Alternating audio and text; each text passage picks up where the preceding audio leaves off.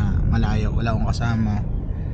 So pipick upin na natin yung Venturi 500. So nandito ako sa sasakyan ni Sir Ricardo Peñalosa. Ayan, ito kami dumaan sa may Skyway pa Bacoor, tapos Skyway na kami para matulin. Sayang oras eh, excited na sa motor, diba? So yan na. Alright,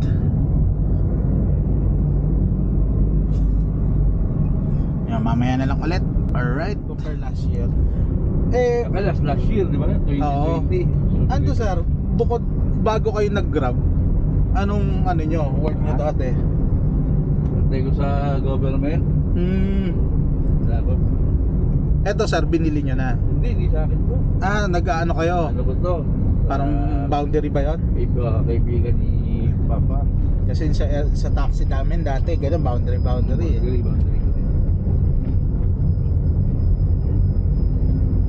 Usually sir, magkano ang boundary ng ganito? Ang bigay sa akin 800. Isang araw? Isang araw siya. So kung hindi, may gas ka pa rin kasing kailangan bayaran eh. Gas. Kaya ano rin, no? Kailangan masipag ka rin talagang umano. Pero ang dami na dito eh, no? Ang dami na rin nag-grab dito. Dami na rin. Kahit Cavite. Naka-auto, auto booking. So, hindi pa ako namimili. Hindi ka na namimili. Mas maganda, no? Auto. Kaysa mamili ka pa. Kaysa mamili ka, papasok na ng pasok sa'yo, no? Gusto natin magmaneho eh. Oo. Yan talaga, sir. Tayo mamimili, di ba? Yung iba kasi namimili pa eh. Mamimili ka, dapat kayo purchaser. Magpili, di ba? Sige, mamimili ka pa ngayon, ang hirap, di ba? Pero ako boss, kung tutuusin, mas gugustuhin ko mag-grab kaysa mag-commute ako ng yung sa mga jeep, punuan. Ngayon ako po yung bus, no? Oo. Dito at least 80% safe ka talaga. Kaya na to, nasanitize namin to bago baba, bago sumakay. Dati kasi onti pa lang to. Limited, hirap na dati boss, ang hirap mag-booking dito sa amin.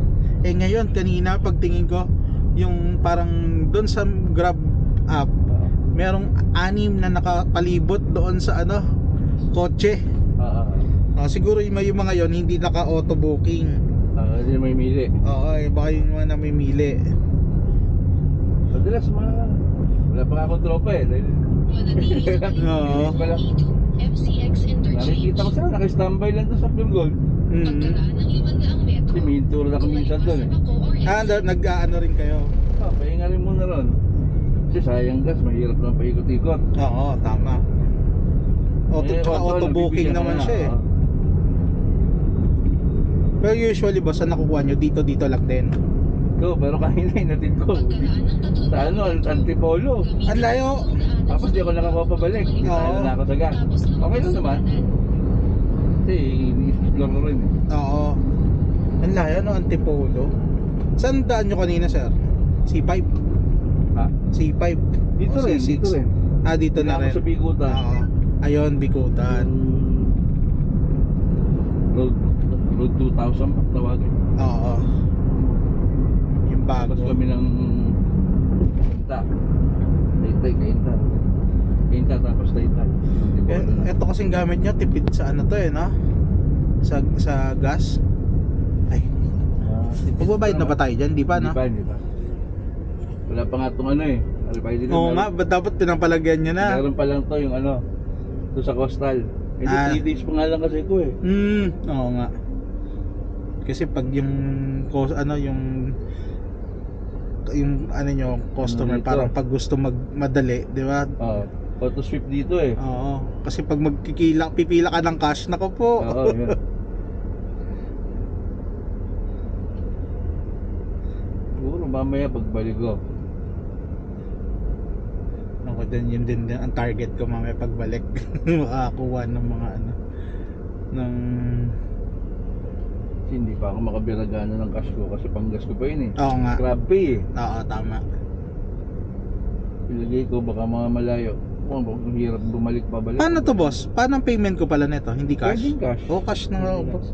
Hindi, nakita ko nga, hindi ko yata nabaw. Grab pay yata ang nailagay ko. Kapag grab pay, ano na yun? Pasok na yun. Ah, hindi. Walang laman yung grab pay ko. So, at least di tayo, no? Kasi niisip ko rin naman kung magmamanila kasi tayo, mamaya traffic pa abutin natin. Sayang lang oras. Parang ang halaga kasi sa akin ng oras ngayon eh.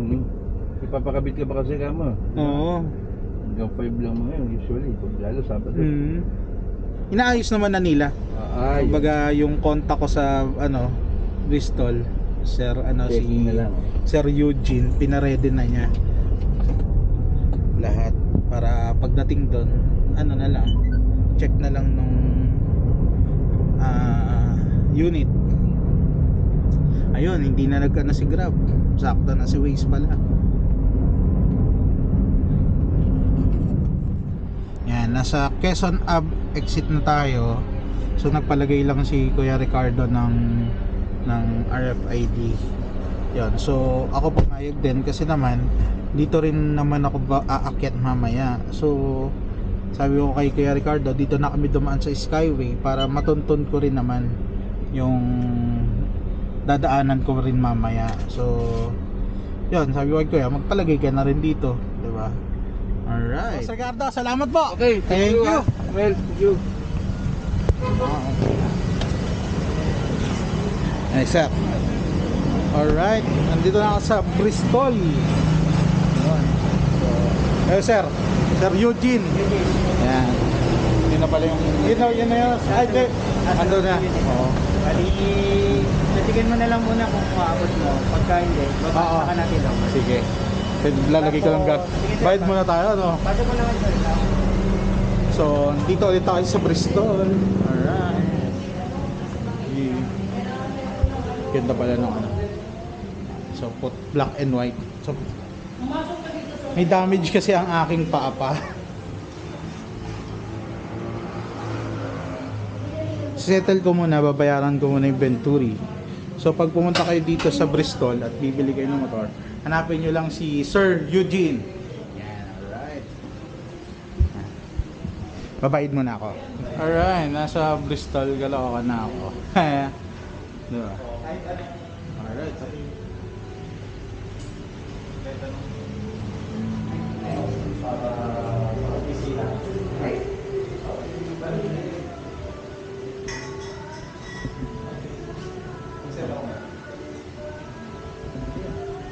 Ganda. Ito alam ko mahal to eh. Hindi na nakausap. Oo. Yan ang importante. Yes. Nagbibilangan na kami ng bayad. Yan. So yun, basta pag may punta kayo ng Bristol at may gusto kayo itanong o gusto nyo bumili ng motor, nandito si Sir Eugene. FB page na pwede ko ba i-ano mo yung FB sige, mo? sir. Bigay ko yung ano ko. Yung, I-screenshot ko na lang sa ano. yung contact number. So, yun. Iba kasi yung pangalan ko sa FB. Oo nga eh. Eugene Johan kasi ayaw nung asawa ko. Oo. Alam mo na. Yan, so yun, basta hanapin nyo lang Sir Eugene. Kayo na mag-usap kung anong mga deals, di ba? So, yan, tingnan nyo ako. Napupunta pa ako sa Caloocan talaga, di ba? Kasi ibig sabihin, maganda yung deal. Yan, so, yan, hintayin na lang namin. Bayad lang ako, tapos check ko yung motor kasi pinababaan nga ng onte kasi nga medyo tiptoe tayo dun sa motor pa rin. So yan, alright, waiting na lang kami. Yeah. So binigyan tayo ng tawag nila calendar, tapos cup and keychain for freebies. So ayos, alright. Yeah. One stop shop na rin sila. May mga apparels na din. Ayan, may mga gear. Alright. Tapos may mga helmet, gloves, bag, gile. Wala ba tayong free gile dyan? Mura lang pala to, no? Ay hindi, kalaki yun yung price niya, 3.7. Ayun nga. Ayun, maganda yung white. Tapos may HJC. May HJC C70 tsaka F70.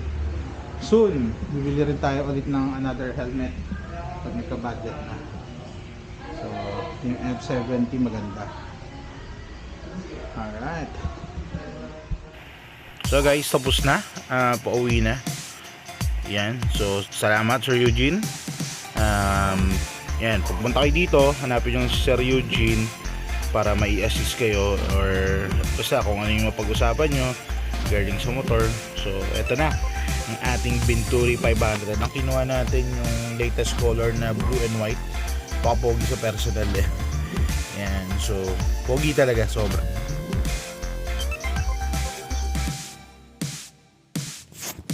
So, yun, pauwi na. Hindi ako nakapag-video kanina kasi nga inalap ko yung daan. So, nag-focus muna tayo. Ngayon, natunto natin from Caloocan, Bristol, Caloocan. Dito tayo magpapasok sa Skyway, sa Q-Hub exit. So, ito siya. Actually, hindi exit, papasok ng exit. Diba? So, yun. Alam mo yun, relax talaga tong Venturi. Grabe, nawipil ko talaga yung pagka-adventure. GG.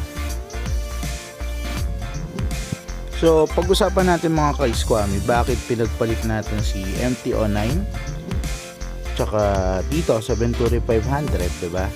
Ang laki ng dinowngrade natin. Yun, from 849cc bumaba tayo sa 471cc.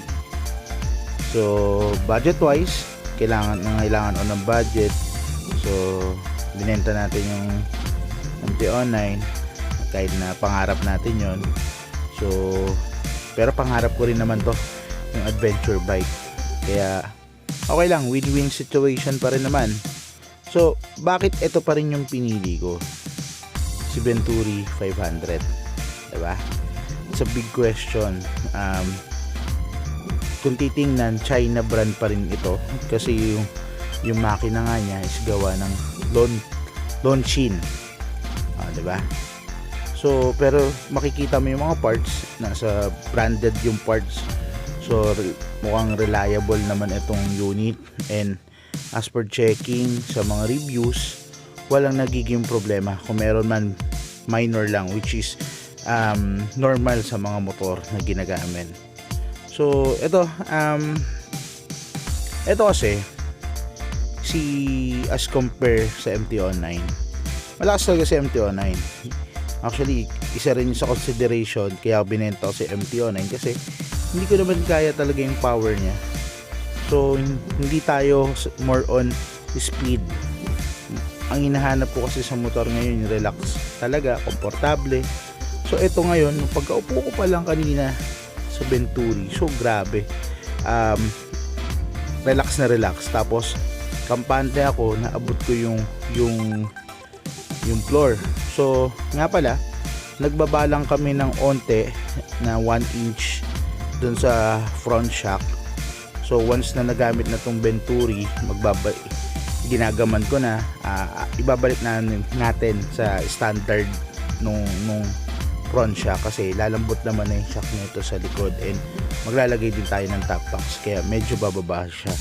Kaya, yun, pinababa ko muna para magaman ko yung motor and medyo safe tayo pa uwi, diba? Kasi medyo mataas nga pero grabe, ang ganda ng korte niya, lahat okay. So yun, ano pa ba, bakit kinonsider ko si Venturi 500? Ba't hindi ako nag Ninja 650, hindi ako nag 650, diba? Mas marami may branded dun sa halagang 368,000. Makakabili ka ng 400cc na Kymco exciting 400, but si Venturi. So eto nga, ang gusto ko talaga, alam mo, adventure bike talaga. So hindi natin kaya yung GS, kahit anong mangyari, hindi talaga natin kaya yung BMW. So yun, sa thank you sa Bristol kasi nga naglabas sila ng ganito na experience natin yung adventure bike. and experience ko pa talaga to. So brand new, nire-ready ko rin to para sa Boss Ironman. Sasali tayo sa Boss Ironman. Ito yung gagamitin ko, itong Venturi 500. Yan, so 'di ba? Ayos na ayos. And yun. Bakit natin siya binili ulit? Una, check yung marketplace. Si Venturi kasi yung top kumbaga top item or top motorcycle in terms of sales ni Venturi.